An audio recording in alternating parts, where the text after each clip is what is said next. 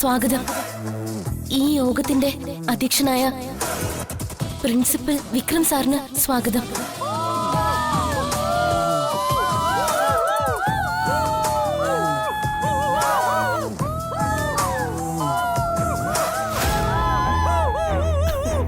Principal വിക്രമല്ല, ശ്രീനിവാസ സാറാ. ശ്യാമേ, എടാ വർഷയ്ക്ക് വേണ്ടി നീ കയറി പറയും. എടാ നീ എല്ലാത്തിനും ദൃക്സാക്ഷിയായിരുന്നല്ലേ, ചെല്ല്. ഞാൻ പറയാം.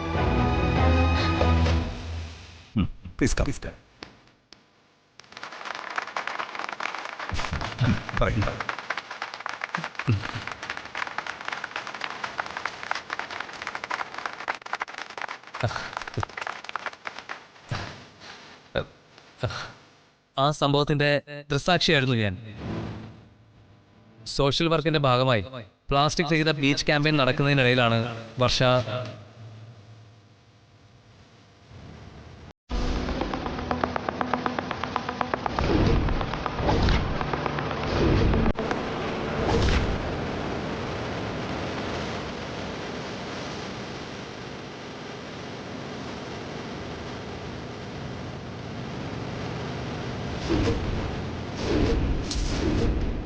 ഇതാണ് അന്ന് നടന്നത്.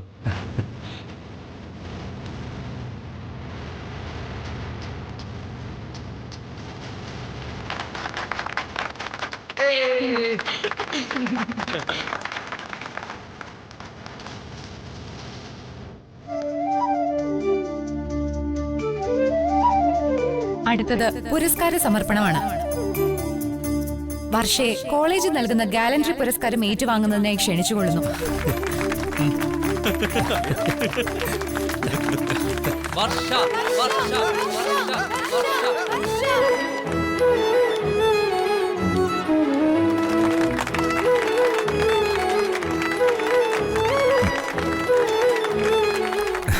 കൺഗ്രാറ്റ്സ്.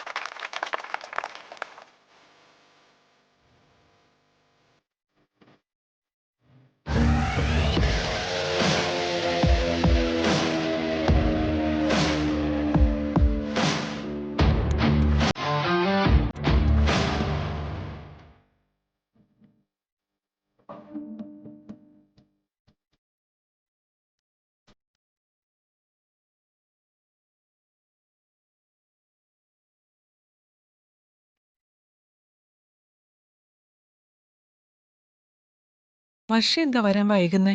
കുറച്ചു വൈകും. എല്ലാവരും സംസാരിച്ചു കഴിഞ്ഞതിന് ശേഷമായിരിക്കും അനുമോദനവും സമ്മാനദാനവും ഒക്കെ. സമ്മാനം ഏറ്റുവാങ്ങി മറുപടി പ്രസംഗം കഴിഞ്ഞിട്ടേ അവക്ക് വരാനാവും. അവൾ ഒറ്റയ്ക്കേ ഉള്ളൂ, അതാ എന്റെ പേടി. പേടിക്കണ്ടമ്മേ, അവളെ കൊണ്ടുവിടാൻ കൂട്ടുകാരാരെങ്കിലും ഉണ്ടാവും.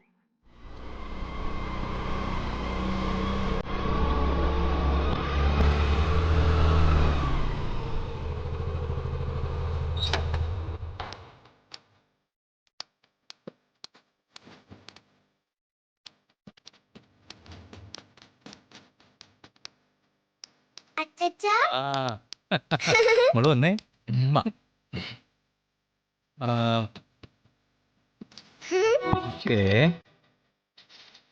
മോക്കൊരു സമ്മാൻ.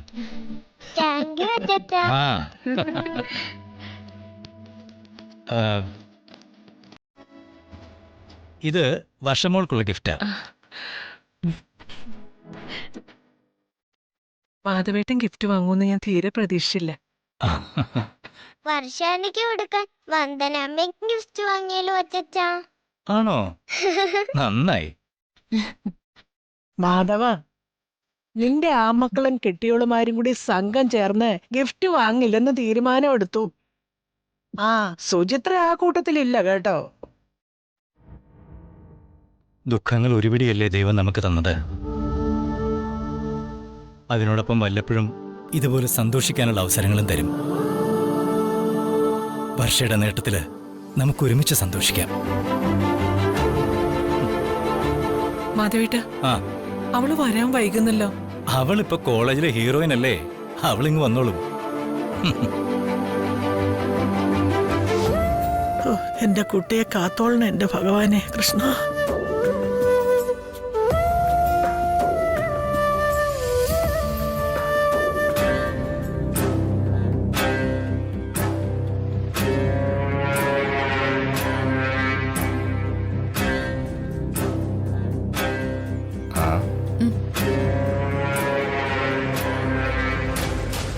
ശ്രീമതിക്കെന്താ ഒരു തെളിച്ചയില്ലാത്തത്?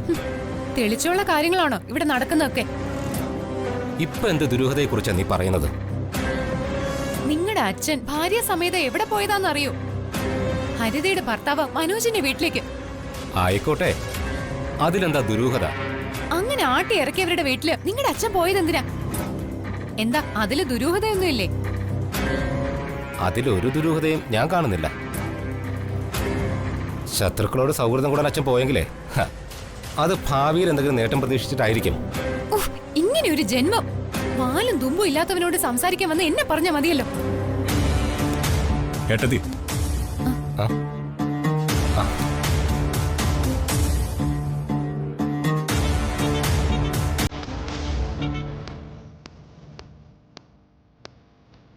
ഏട്ടനും ഏട്ടത്തിയും തമ്മില് പൊരിഞ്ഞ പോരാട്ടത്തിലായിരുന്നു തോന്നല്ലോ.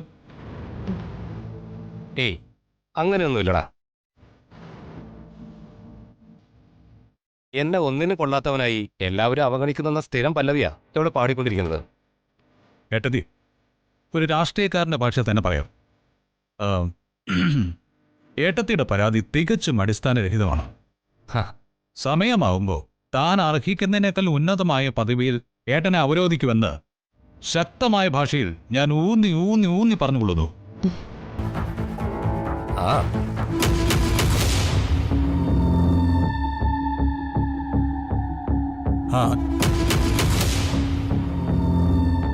ആ അച്ഛമ്മേ, അച്ഛനിത് എവിടെ പോയതാ? അവൻ സുമലതയും കൂട്ടി മനോജിന്റെ വീട്ടിൽ പോയിരിക്കുക. മനോജിന്റെ വീട്ടിലോ? ഈ കുടുംബത്തിന് പേരുദോഷം ഉണ്ടാക്കി വെച്ച ആ തെണ്ടിയുടെ വീട്ടിലോ? ചാടി തുള്ളാതട മോനെ. ഒന്നും കാണാതെ കരുണാകരൻ മറ്റൊന്നു ചെയ്യില്ല. മാധവനുണ്ടായ ദുഃഖത്തിൽ പങ്കുകൊള്ളാനും അനുശോചനം രേഖപ്പെടുത്താനുമാണ് അവൻ പോയിരിക്കുന്നതെന്ന് നിനക്ക് തോന്നുന്നുണ്ടോ? അത് വെറുമൊരു മറകെട്ടൽ മാത്രമാണ്. മറകെട്ടൽ? അതെ. ആ ഭാഗത്ത് മാധവന്റെ സുഹൃത്തുക്കളായ കുറെ നാട്ടുകാരുണ്ട്. മാധവനുമായി സൗഹൃദത്തിലായാൽ അവരുടെ വോട്ടുകളെല്ലാം നമ്മുടെ പെട്ടിയിൽ തന്നെ വീഴും. അതാണ് കരുണാകരന്റെ രാഷ്ട്രീയ തന്ത്രം. മനസ്സിലായോടാ? മതി. മാധവന്റെ സ്വാധീനത്തിലുള്ള നക്കാപ്പിച്ച വോട്ട് കിട്ടിയിട്ട് വേണോ നമ്മുടെ പാർട്ടിക്ക് ജയിക്കാൻ? നമ്മുടെ പെങ്ങളെ തട്ടിക്കൊണ്ടുപോയി ഈ കുടുംബത്തിന്റെ അന്തസ്സ് കളഞ്ഞവനാ മനോജ്. അവന്റെ കുടുംബത്തോട് കൂട്ടുകൂടിയാ കുറച്ച് വോട്ട് കിട്ടുമായിരിക്കും. നഷ്ടപ്പെട്ട അഭിമാനം തിരിച്ചു കിട്ടാൻ പോകുന്നില്ല.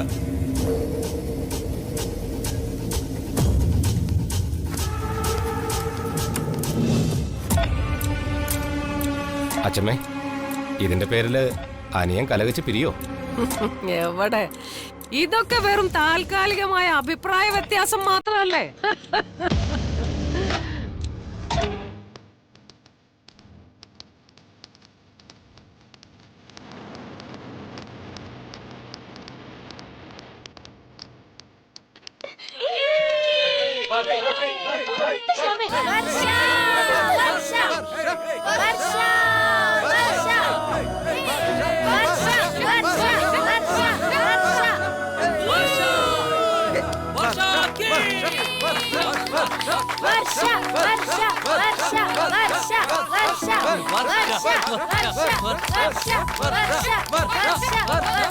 ഒന്ന് നിർത്ത് ശ്യാമേ. ഇത്രയും കിടന്ന് ചാടി തിമിർക്കാൻ എനിക്ക് ജ്ഞാനപീഠം ഒന്നും കിട്ടിയില്ലല്ലോ. എന്താ ഈ അംഗീകാരത്തിന് നീ ഒരു വിലയും കൽപ്പിക്കുന്നില്ലേ? വില കൽപ്പിച്ചിരിക്കുന്നു. പക്ഷെ ഇത്തരത്തിലുള്ള കോപ്രായങ്ങൾ വേണ്ടെന്നാ പറഞ്ഞത്. എന്നാ നീ കേട്ടോ, വർഷയ്ക്ക് ഈ അംഗീകാരം കിട്ടിയ സന്തോഷം ഞങ്ങൾ ആഘോഷിക്കാൻ തീരുമാനിച്ചു. ഒരു കിടിലം പാർട്ടി.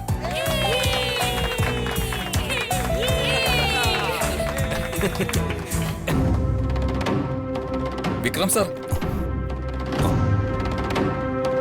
വേണ്ട ശ്യാമേ, എന്റെ ചേച്ചിയുടെ അവസ്ഥ ഓർത്ത് മനസ്സ് വല്ലാതെ വിങ്ങുമ്പോ പാർട്ടിയും സൽക്കാരവും ഒന്നും വേണ്ട. എനിക്ക് വീട്ടിൽ പോണം. ഇങ്ങനെ മൂഡൌട്ട് ആവാതെ എന്തായത്? നിനക്ക് കിട്ടിയ അംഗീകാരത്തിന് വന്ദനേച്ചി എന്തുമാത്രം സന്തോഷിക്കുന്നു എന്നറിയോ? വെറുതെ ആ ചേച്ചിയുടെ സന്തോഷം കൂടി നീ നശിപ്പിക്കല്ലേ. എടി ഇങ്ങോട്ടും തന്നെ നോക്കട്ടെ. അളിയ, വർഷ ഇപ്പൊ നല്ല മൂഡില. നീ ഇപ്പൊ പറഞ്ഞ സംഗതി ഓക്കെ ആവും. വേണ്ടടാ, നാളെ പറയാം. നീ ഈ ജന്മം പറയാൻ പോകുന്നില്ല. ശ്യാമേ, എന്നാ ശരി. യവന്റെ ഒരു കാര്യം.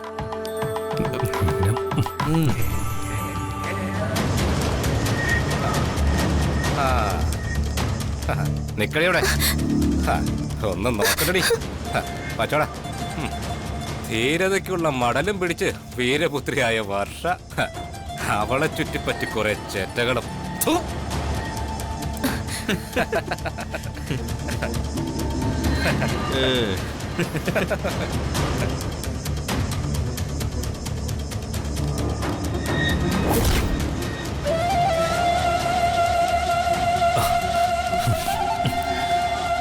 ഡാനിയല്ലേ, വെറുതെ സീനുണ്ടാക്കല്ലേ. ഇനി അങ്ങോട്ട് സീനിയാളുടെ ബേളാടാൻ പറ്റൂ. നീ ചിലപ്പോ കണ്ടു തളരും. പ്ലീസ്, വെറുതെ പ്രശ്നം ഉണ്ടാക്കരുത്. ഇപ്പൊ നിങ്ങൾ ചെല്ല്. ഞങ്ങൾക്ക് വേണ്ടത് ഡ്രഗ്സ് ആടാ. ഡ്രഗ്സ് ഉണ്ടോ? തരാൻ പറ. അല്ലെങ്കിൽ ഞങ്ങൾ ഇവിടെ തന്നെ ലഹരി കണ്ടോളാം. ഇങ്ങോട്ട് വാടി. വേണ്ട, വർഷത്തോട് കളി വേണ്ട. ആരാടാ ഈ വർഷ? അവളും നീയും തമ്മിൽ എന്താടാ ഏർപ്പാട്?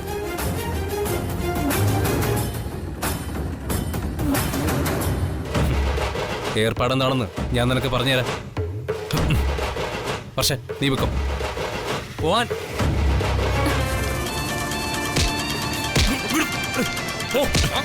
പോവാനല്ലേ പറഞ്ഞ?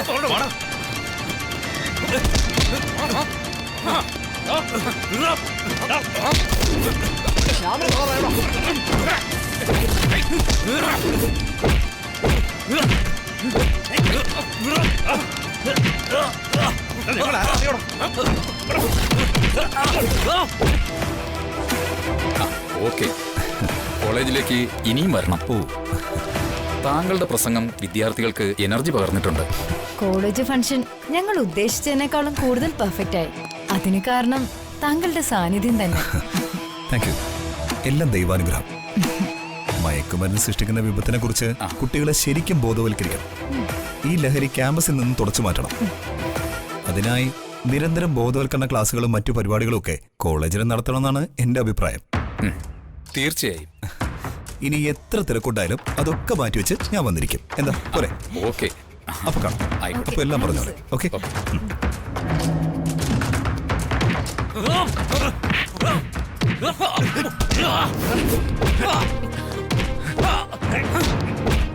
ഹലോ വർഷ.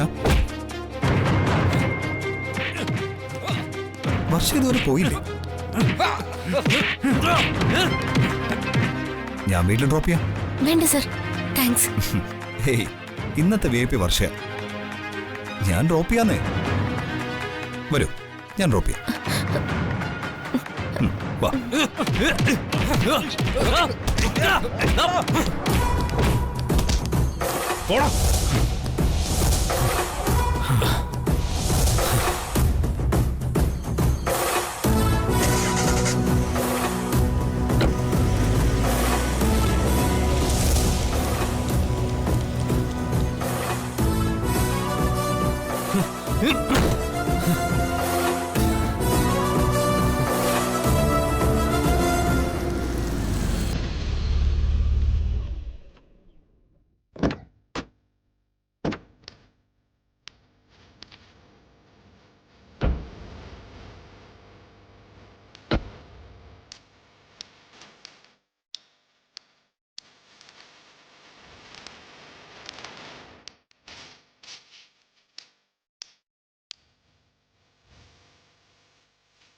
എന്താടാ ഇത്ര വൈകിയത്?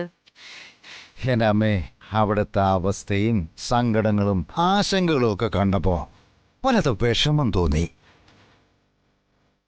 ഒന്നുമില്ലെങ്കിലും നമ്മുടെ മോള് താമസിക്കുന്ന വീടല്ലേ, വെറുതെ ആൾക്കാരെ കാണിക്കാൻ വേണ്ടി എന്തെങ്കിലുമൊക്കെ കാട്ടിക്കൂട്ടി എടുപിടിന്ന് ഇറങ്ങിപ്പോരാൻ പറ്റുമോ?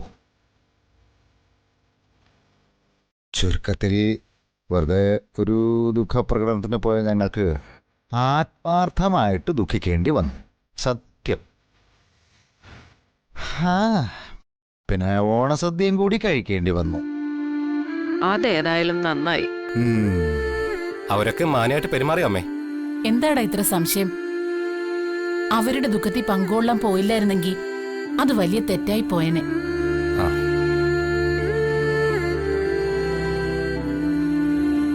നിന്റെ അച്ഛന്റെ കൂട്ടുകാര് വലിയ കൊമ്പത്തെ രാഷ്ട്രീയക്കാരുടെ വീട്ടിലൊക്കെ അമ്മ പോയിട്ടുണ്ട്. അവിടെ കണ്ട തണ്ടും തലക്കനും ഒന്നും അമ്മ ആ വീട്ടിൽ ആരുടെ മുഖത്തും കണ്ടില്ല. സ്നേഹമുള്ള പച്ചയായ നല്ല മനുഷ്യര്.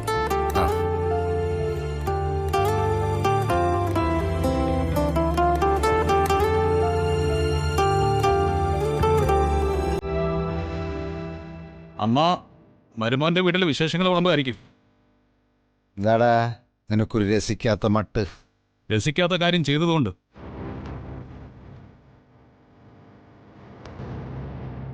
മുതിർന്നൊരു രാഷ്ട്രീയ നേതാവെന്ന നിലയിൽ രാഷ്ട്രീയ കാര്യങ്ങളിൽ അച്ഛൻ ഏകപക്ഷീയമായിട്ട് തീരുമാനങ്ങൾ എടുക്കാം.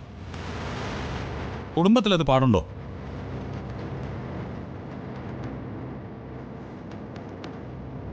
കുടുംബത്തിൽ മൊത്തത്തിൽ ബാധിക്കുന്ന എന്തെങ്കിലും പ്രശ്നമുണ്ടെങ്കിൽ മക്കളുടെ അഭിപ്രായം കൂടി ചോദിക്കണ്ടേ? ആരോട് ചോദിച്ചിട്ടാ? അല്ല, ആരനുവദിച്ചിട്ടാ അച്ഛൻ അവിടെ പോയത്? എടാ മോനെ, നിന്റേത് തിളയ്ക്കുന്ന രക്തം. അവിടെ വിവേകം കുറച്ചു കുറയും. അച്ഛൻ്റേത് പക്വതയുള്ള പ്രായമാ. ആകതയുള്ള ഒരാൾക്ക് ശരിയെന്ന് തോന്നിയതേ ഞാൻ ചെയ്തിട്ടുള്ളൂ. മോൻ അതിനോട് സഹകരിക്കുകയാണ് വേണ്ടത്. ഇല്ല, ഒരു മകളുള്ളതിനെ നേരെ ചൊവ്വെ വളർത്താൻ പ്രാപ്തിയില്ലാത്ത അച്ഛനാണോ ഇപ്പൊ ബന്ധം ഉറപ്പിക്കാൻ പോയത്? അവളൊരു വാക്ക് പറഞ്ഞിരുന്നെങ്കിൽ അച്ഛൻ എതിർത്താൽ പോലും ഞാൻ ആ ബന്ധത്തിന് കൂട്ടു നിൽക്കുമായിരുന്നു.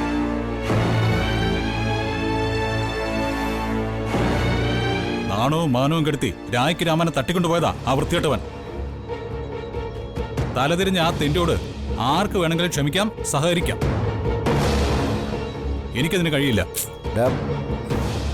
മോനെ, നീ ഒന്ന് പറയുന്ന മനസ്സിലാക്ക്.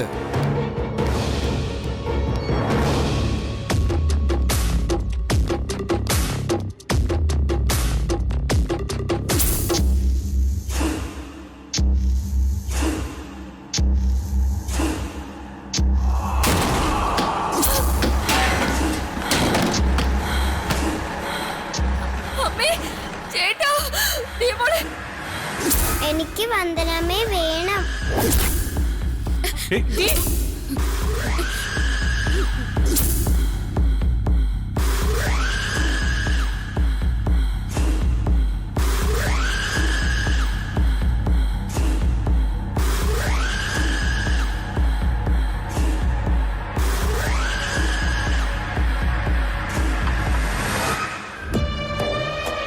നീ ഒന്ന് അകത്തേക്ക് പോയേ.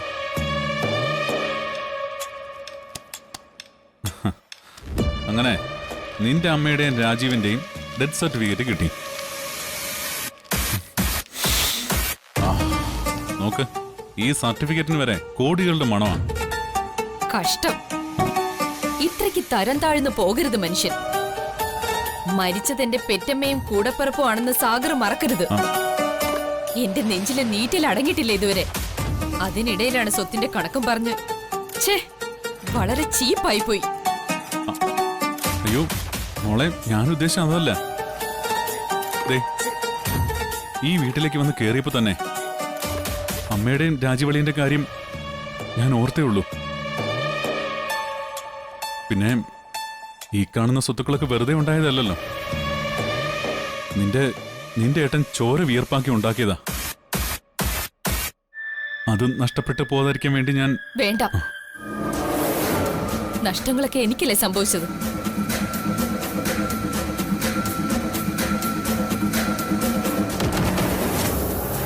മോളെ